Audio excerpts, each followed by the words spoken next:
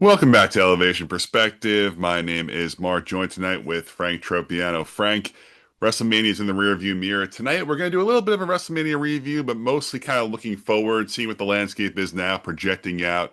We will start off with night one, though, pretty much by the books. I'll just go by real quick here. We had the LA Knight, Jey Uso, and Jimmy Uso team winning against Logan Paul, Austin Theory, and I Show Speed. We had Jacob Fatu beating Drew McIntyre. We had the whole crazy tag team match where Paige came back as Nikki's replacement. That was the big surprise of the night. We had Becky beating AJ. We had Gunther beating Seth. And then we had Liv Morgan beating Stephanie Vaquer. And we had the main event, of course, with Cody Rhodes retaining versus Randy Orton. Frank, we'll start off with you first. I think we can go a little bit in each match, but is there something you want to talk about that really stood out to you before we get to the main event? Really glad Paige is back. Did not have her coming back in that spot. We knew the news broke the day before, which kind of stunk. That she was back with WWE, and it was nothing really official. So I think I was still questioning it, where I was like, oh, is this true or is this But when she came back and the music hit, when Nikki came out there with the crutch, I knew exactly what was about to happen, but I was still excited. That was pretty cool. I'm glad she's back. Brie got her WrestleMania moment that she wanted.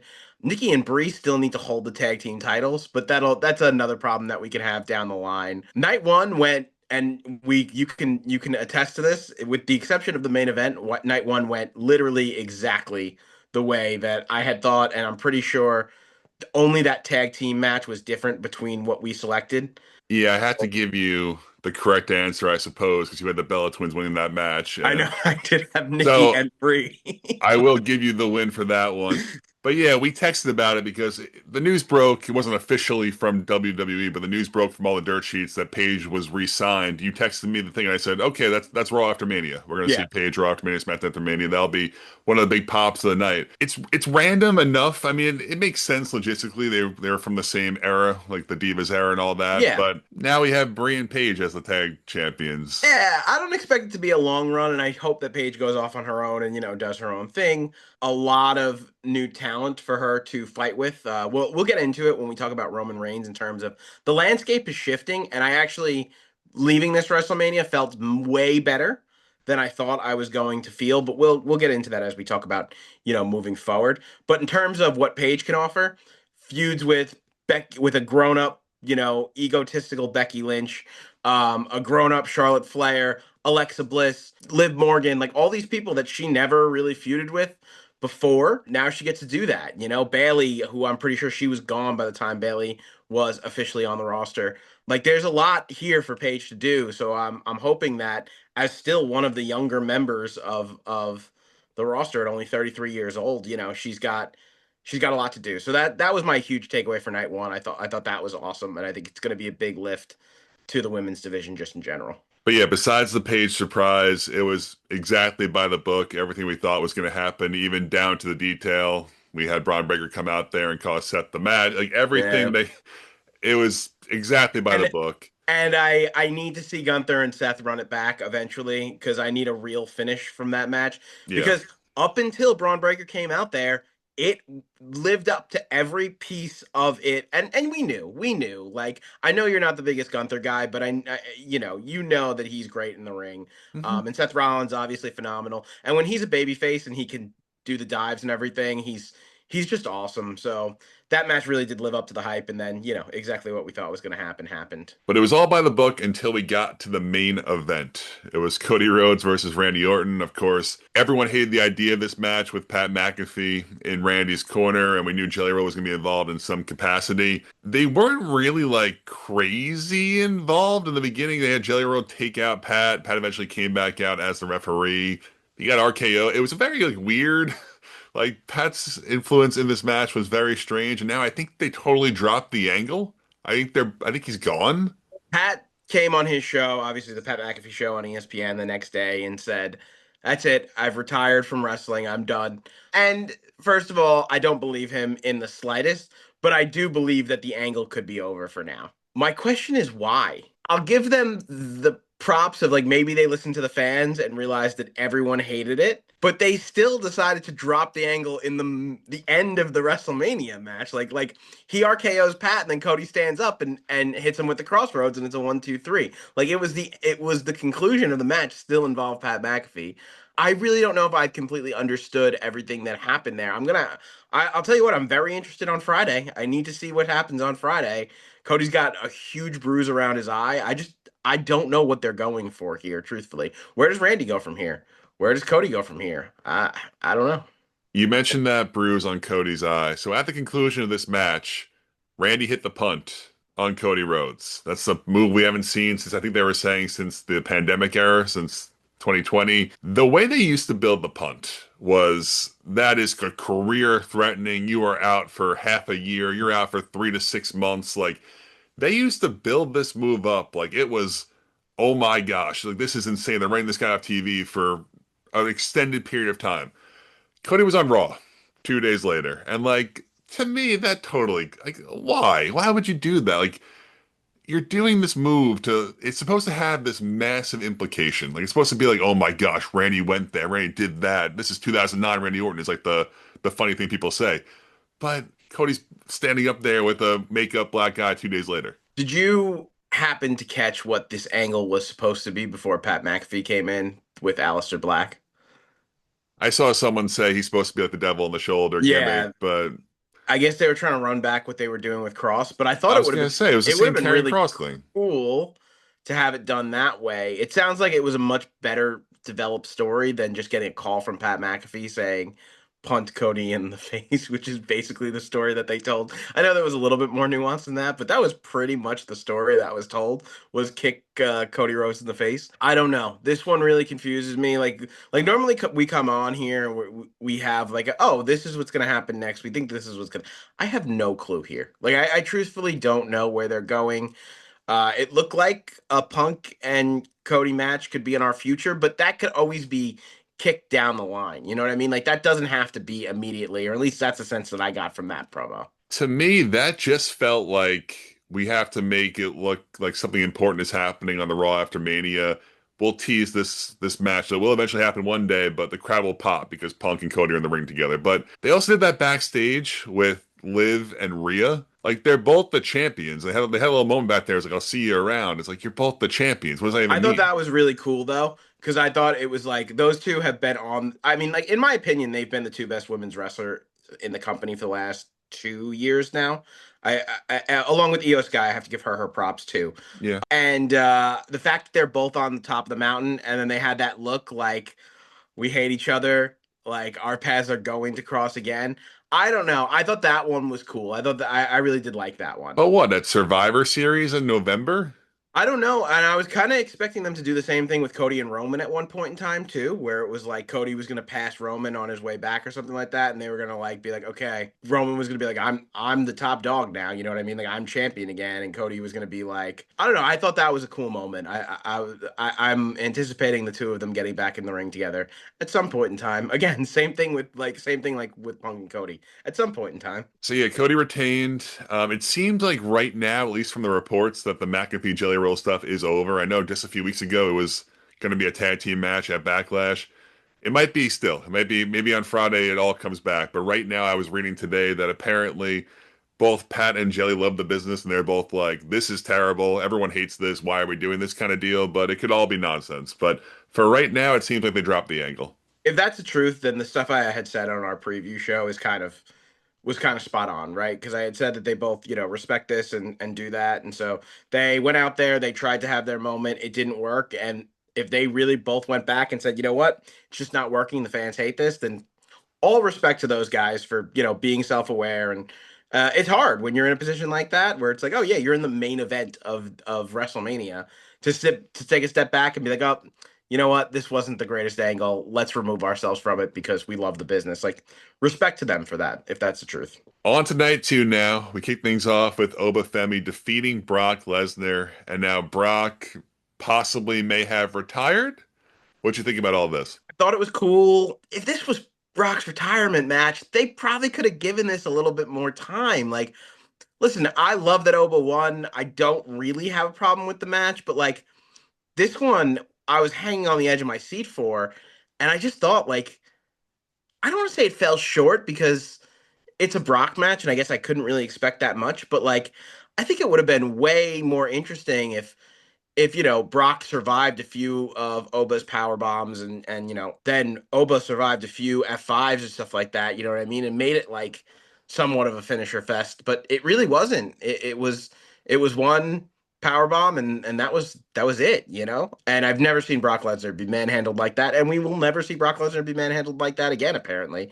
I think it's going to be a massive disservice to Brock if what we think is going to happen here with Gunther using his favor with Paul Heyman to get Brock out of retirement, to have a retirement match with him for him to retire him. I know that's his gimmick. I think it's terrible. It feels like Brock's going to come out for Gunther to put him down, which, like I said, major disservice to Brock. I hate that. I felt like this was honestly really, really nice. It was an organic moment. We weren't expecting it. The crowd wasn't expecting it. Kudos to him. He was emotional. He was crying, if not on the verge of tears. It felt like a real moment, and I feel like that should just be it for Brock, but I don't think it's going to be. Next up, we have the ladder match for the Intercontinental Championship. Penta retained. I think we were going back and forth. You picked Javon Evans. I did pick Penta, but I think we both kind of figured it's one or the I other think I here. talked you into Penta, right? I think I You was had like, you had I could see Javon Evans doing the crazy spot, which is exactly what happened. And, and then you were like, yeah, that actually does sound you right. brought up the Penta scenario, then I was kind of like, I have so many new champions on this card, like that I'm predicting. Like I'll just Yes. go with Penta to retain. We both said that they love Penta. It was a fun match. There were some crazy spots. I think there was two like Mexican destroyers into the ladders to JD and to Ray or JD Yeah. and it was insane. Like looked like guys were breaking their necks, but it was fun. Good match. Yeah, no, that's exactly the kind of match that you want to see at WrestleMania. Guys going all out, WrestleMania moments. Good for Penta. I love it. I love Penta. Javon Evans will have his moment. Rhea Ripley defeated Jade Cargill to win the WWE Women's Championship. I had Rhea in this one. Frank, you had Jade. I just like I told you, I didn't see her beating Rhea. Like Rhea's the girl. Rhea's the number one girl in the company. I was like, she's gonna win this match. It's fair, but is Jade not cooked now? Like, is she not done? I don't know. I mean, she'll go on a hiatus. She'll come back in like 3 months, and she'll be put into a big storyline. It'll be fine. Like she can't really wrestle too well. She can't really speak too well, but like she is the imposing figure. They can put her up against anyone, and it looks like a marquee matchup until the bell rings. Yeah, I mean, I think I noticed, and I mentioned to you guys, I noticed how much I hated the Riptide. Um, like I just, It's not a bad it's finish. there's just so much to it. She like bends her over and then like pulls her. I don't know. I mean, I she's. like quick things. You know what I mean? Like I like quick finishers. I So think it's showing Rhea's strength though. She's no, deadlifting the she's girls. ridiculously strong. Yeah, yeah, no, for sure, for sure. But yeah, I mean, look, I can't complain about Rhea Ripley being the champion. So good for Rhea. I sat around for a while now talking about the main event of night two, and I tried to think the last like no nonsense singles match that I like loved because this match was incredible. Roman Reigns, CM Punk. Roman Reigns did win. We both had Roman, correct? Yes, we both had Okay, we Roman. both had Roman to win that match. No nonsense, no Usos. I mean, it was a little like messy with Roman using the steps and Punk hit a Punk low had a low blow, Punk had a but low like blow. that's fine because that's them in the concept, the contents of the I match. meant like no run-ins. No Yeah, run-ins. It was just the two of them in there. It absolutely delivered. It was an incredible match.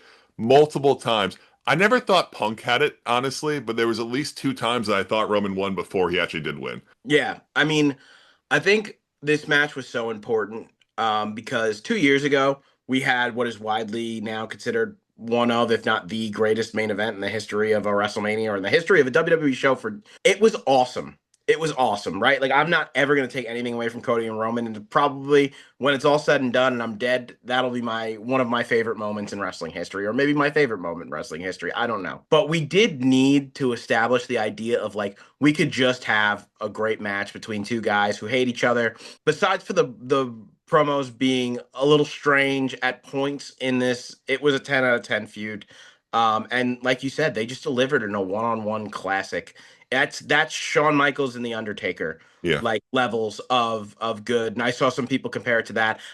You're right. I'm trying to think back. That might be 15 years ago, the last time I thought of a singles match that good. That's honestly the match I was thinking of. I didn't want to be like corny and be like, oh, it's that match because that's widely viewed as like one of the best matches of all Yeah, time. But I think this was right there with anything else. Yeah, I think it's up there as in at least in our generation, right? Some of the best, one of the best WrestleMania matches that I've ever seen, for sure. All right, overall, Frank, put night one and night two together. What do you think of WrestleMania this year?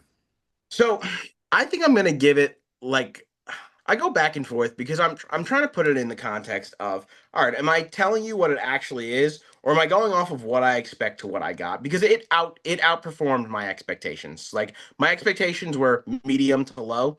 This WrestleMania outperformed my expectation. Even night one that everyone hated, I really thought I was so low on it that nothing that happened really surprised me, but I didn't think it was poor in its execution. I think if I have to give it a rating, I'm falling between a 6 and a 7, so I'll just go with a 6.5 out of 10.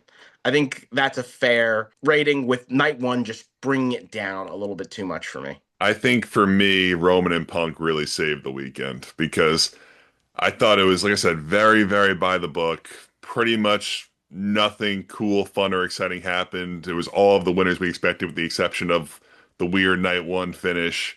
And then it was Roman and Punk just stole the show, and I was like, all right, it was a good WrestleMania because of that. You'll give it a 7. I'll give it a 6, heavily based on what Roman and Punk did. Post Mania into the Raw after Mania, we had a few call ups. We had Sol Ruca, Ethan Page. Is Joe Hendry also up? I think I saw his name there. Monday, yes, he'll be here next Monday, this Next coming Monday. Monday.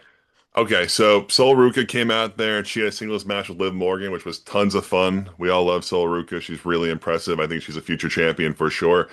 I will say how incredibly stupid it is though, because Zarya was there, her like weird tag team partner that like cost her this match against Liv Morgan. And we kind of know Sol Ruca, like the common mainstream fan, because they've introduced her to us at the Royal Rumble. She finished the final three. She was at John Cena's last match. She had that singles match with Bayley. They've slowly introduced her to us. No one knows who Zarya is. No one who doesn't watch NXT knows who this She person she is. was in the John Cena match. She was Uh, standing on the sidelines, but with no explanation. And we made a joke about this because our friend Jesse likes Sol Ruka. Like, who's this girl with her? We're like, oh, that's her tag team partner from NXT. But Cole or no one else explained that to us. It was just right. what we were supposed to know. It was just we knew, right? But like, Exactly. so she went out there and cost her this match, overflowing this NXT storyline that I think 90% of the viewers don't watch NXT. So Okay, like, fair enough. But then the night after on NXT, they did their thing. You know what I mean? Like those two did their thing. They're ending that in NXT, and Sol Ruka is going to be on the main roster. That's what it seems like, at least. if Sol Ruka's not concussed, then no longer with us. Yes, hopefully. Hopefully, we were wishing her very well because we're very excited to see her on the main roster. So she had quite a bump on Tuesday night, and we're hoping that she's okay. I thought just going off of Sol Ruka, I was like, with Paige returning, the way Paige came into the WWE, where NXT call up the night after WrestleMania comes up, You challenges thought she was AJ gonna Lee for the win? belt. I was like, are they doing that? And then is she gonna like go backstage and Paige is gonna be there like that was pretty cool or something like that? And then I'm like, no, they're probably not going to do that. But I think it would have been cool. And it's one of the rare people where I'd be like, yeah, go ahead and do that for her, you know? But I'm not mad that she didn't win. I just thought it would have been cool if it did happen. Yeah, it would have been a fun callback, but you can't do that to Liv Morgan right now. Our other big call up of Monday was Ethan Page. I was excited about this. I feel like he's a really good heel. I've seen some good work he's done with Chelsea Green down in both AAA and NXT. We've heard a lot about him. He beat Javon Evans in his debut match. How'd you feel about this? Good. I think he's another one of those guys where it feels like they need to make some changes. It feels like maybe things are getting a little bit stale over the last 2 years. A new guy and a guy that we know has the skills to like be in mid card feuds right away, right? Is really great, and from everything that I hear, he could be a main eventer one day. But I think Javon Evans and him, that was a really good match, and we'll see what the future holds. Braun Breaker and Seth Rollins feud has officially resumed, but the Street Profits ran out there to help Seth. So I don't know if this is going to be like a six-man feud now, because of course Theory and Logan Paul are the tag champions. I don't know if it's like a one-off thing just to help Seth. What'd you think about the Street Profits kind of taking Seth's side here and aligning with him? So as I'm looking at it, I'm like, all right, someone's gonna come out here, but who's gonna come out? I'm like, is it the Usos? And the crowd was chanting for the Usos. I think the crowd just like, all right, the Usos are gonna come out in that spot, and they just accepted it. And then I heard the old Street Profit music because for whatever reason they changed the music for a little while, but then they came out to the original music, And I was like, oh, that's so cool. And then Montez Ford does the craziest, just flip out of the ring, lands on his feet, and he looked absolutely yoked. I'm excited. I've always liked the Street Profits, so I hope that they finally can just gain some traction here. I know that they both had health issues and they brought him down to NXT for some seasoning at some point in time, which I don't even know if it was necessary.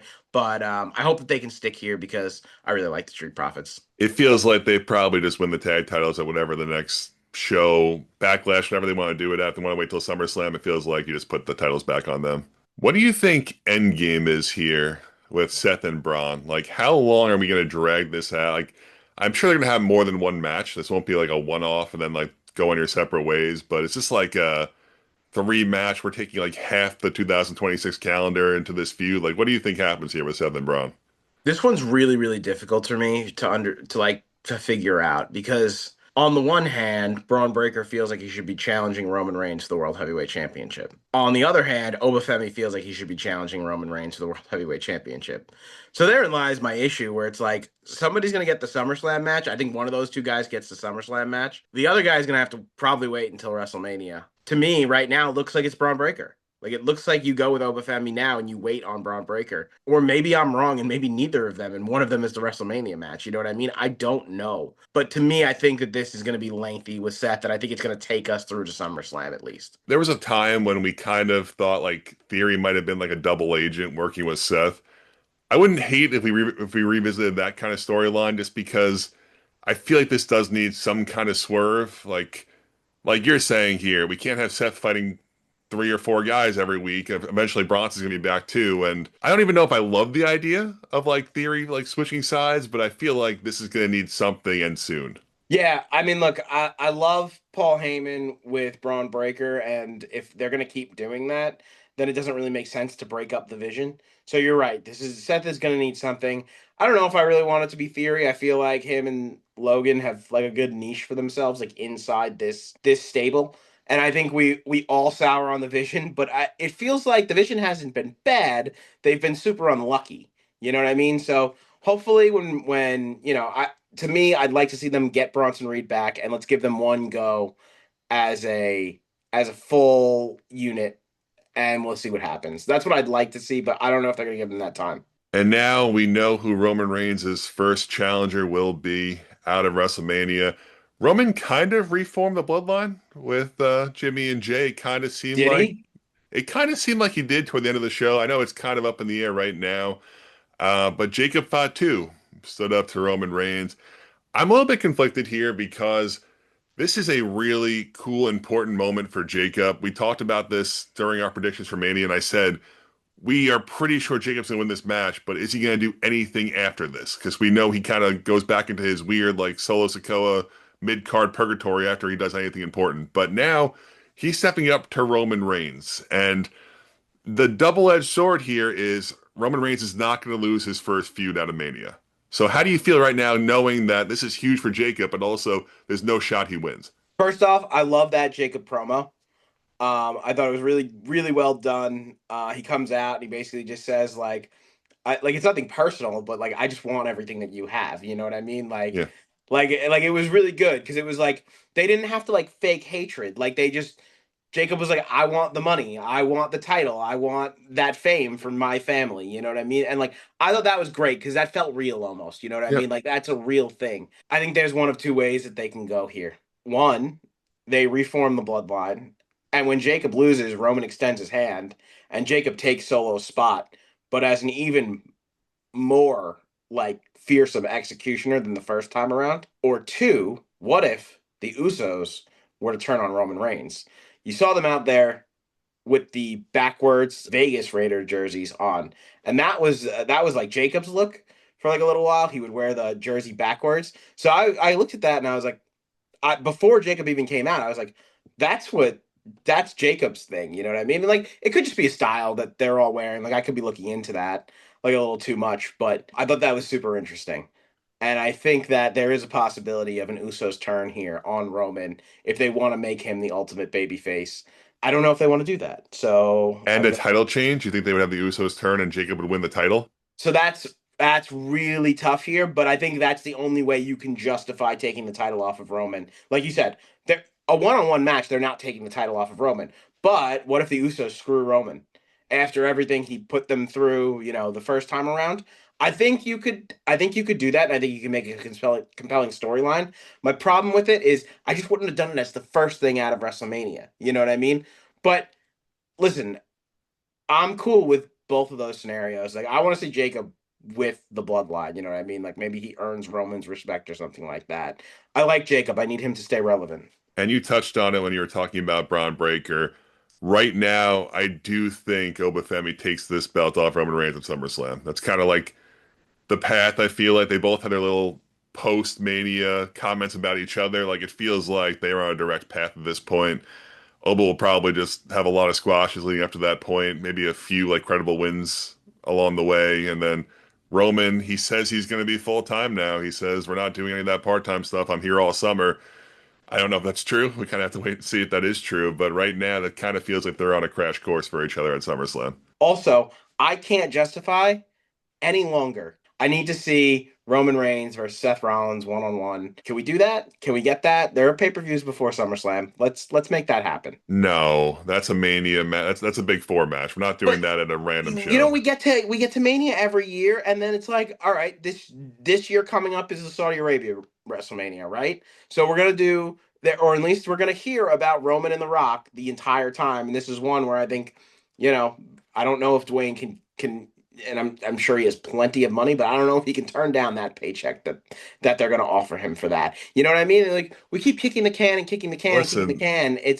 That's a match that everybody wants to see, and it's got so much juice behind it. Like, just give it to me. I think that they want to. I think there are outstanding circumstances that kind of keep happening. Seth misses like 4 to 6 months every year with injury. Roman doesn't work It's half not the funny. year. It's not. I shouldn't laugh, but No, I'm not it's even being true. like It's I'm like, not being yeah. mean. Like that's the No, I know truth you're of not. that's the Yeah. truth of the situation. Seth has a lot of different injuries and surgeries, and Roman only works limited dates. So like with Yeah. those two factors, I think a lot of times they kind of have to call audibles and figure out new storylines. I think we see that every year with the two of them. But I'm sure they want to do that, but I'm just saying like that has to be I think Mania, but at the worst, the big four, Survivor Series, Rumble, SummerSlam. Yeah, Raw's in the books now for this conversation. SmackDown is tomorrow. I agree. Like they kind of have to at least be somewhat fair here. I don't really know who that is. I feel like they kind of use their big guns for Raw. Do you have any predictions? Do you have any idea or any feeling what like Cody and Randy do next? Like, how do you feel like SmackDown's gonna go down tomorrow? So I don't think we see Drew for a while. I know you didn't ask about Drew specifically, but I just want to. He's filming a movie. I don't think we see him till after the movie, so he's out. Who's going to step to Cody Rhodes if not Randy Orton again? And there has to be maybe an explanation for why Randy used the punt for the first time in however many years. I don't know. I really don't. That whole scenario confuses me. I'm hoping that I have a much clearer picture tomorrow night at 11 o'clock. But no, I don't have any surprises or anything like that. I don't know who from NXT would foot the bill here, but I do imagine somebody's going to come up. I kind of think Randy's gonna punt him again, but that might be a little bit like too ridiculous. Like I'm at a point where I'm like, we know this is gonna continue because I do believe Randy will win that belt. Like I feel like he has to, even though we kind of got mostly a Randy and Cody match with the exception of some weird patch shenanigans. It was pretty much the 1v1 match we were expecting or hoping for, I should say. But I think Randy definitely puts him down again. I think he probably delivers the punt again. Maybe the second punt is what puts Cody on the shelf for a couple of weeks, hopefully.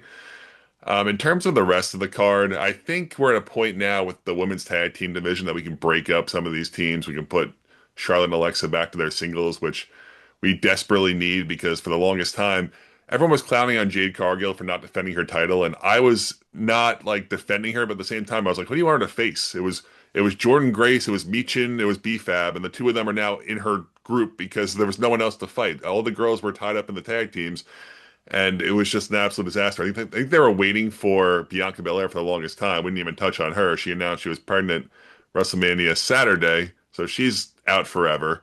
Like there is no one there. I think we have to call up some NXT girls and break up some teams and hopefully add some life to this division. We've obviously seen Charlotte and Rhea Ripley, so I actually think Charlotte Flair, Liv Morgan would be a great feud with Raquel and Roxanne in Liv's favor, to play the cowardly heel part.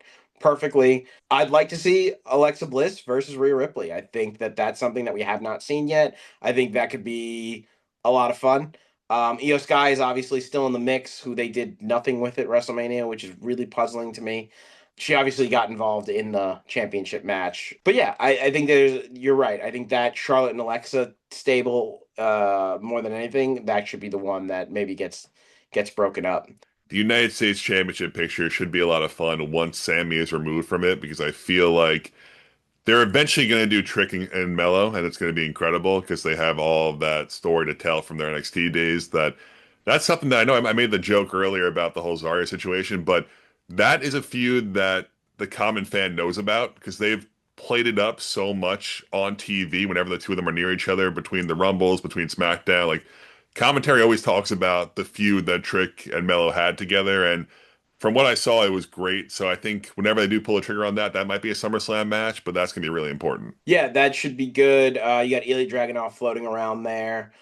Jacob Fatu obviously moving over to Raw. I would expect if that's the case, and Jacob is on Raw, that somebody's probably going to move over to SmackDown. Don't know who that is yet. I feel like we need a shake up a little bit in the rosters, so somebody moving over would be really nice. I'm trying to think of like who would be the perfect mid carder that isn't really attached to anything right now that would move over. I would honestly say that Finn Balor is the perfect person after beating JD McDonough to show up on SmackDown tomorrow. I think that would be perfect. I think he could again potentially move to that. Once Randy and Cody are done, he could potentially move to the main event there, and I think that would be actually a perfect addition. I just don't know if they're going to do that or if there's going to be more JD, Finn, Dom stuff to come. No, Finn makes a lot of sense. I feel like I hope so. Fingers crossed that he's finally done with everything Judgment Day related. I think he got that last win, like you said, versus JD on Raw. He beat Dom at WrestleMania on Sunday. Like we're good here. I think that's actually a really good idea to switch those two and put Finn on the SmackDown brand. LA Knight's always lurking around, but he kind of started a little Raw thing with Gunther and with Roman, right? Yeah, I mean, LA Knight Gunther seems like a really good pay-per-view, in the meantime, while we wait to see if Brock is coming out of retirement for Gunther. I've heard that Gunther and Roman are going to start a feud at some point in time. We'll see where that goes. Again, we just add it to the list of guys that have to step up to Roman. But it's like what I mentioned before. The landscape is changing, and that's not necessarily a bad thing. You know what I mean? I think they need to even it out a little bit because Gunther would kind of be perfect on SmackDown right now if you think about it. Like he has not. Him and Randy had a one-off match for the championship, and they had the King of the Ring, but they never really had like a feud, right? Him and Cody have had their moments at the end of the Royal Rumbles. They had a Night of Champions match in Saudi Arabia. I don't know if it's Night of Champions, but for the big belt, which Cody won. But it hasn't really been a feud, so I think he'd be perfect over there. There's a lot they have to do, but they have to juggle around these rosters a little bit. They have to even them out. It seems like all the talent is on Raw right now, with the exception of Cody and Randy. DP's in the tag team with Truth right now, but he's another guy who he'd be perfect for that mid card scene right now with Trick Williams. You know what I mean? Trick Williams versus Damian Priest. That would be a good match. So I don't know. They're gonna have to move some stuff around here for SmackDown. It just seems like it's lacking. All right, Frank, we'll come back in a few weeks and do some backlash predictions. Before we wrap it up here, anything else you want to say? No, like I said, cautiously optimistic about where we're going. I think we're in a good spot. We'll see where they take us. Tomorrow's going to be really interesting. I need to see what Cody and Randy have to say. All right, hopefully Triple H is in his bag. TKO lets him do some fun things, and SmackDown after Mania is a lot of fun. But until then, thanks for watching.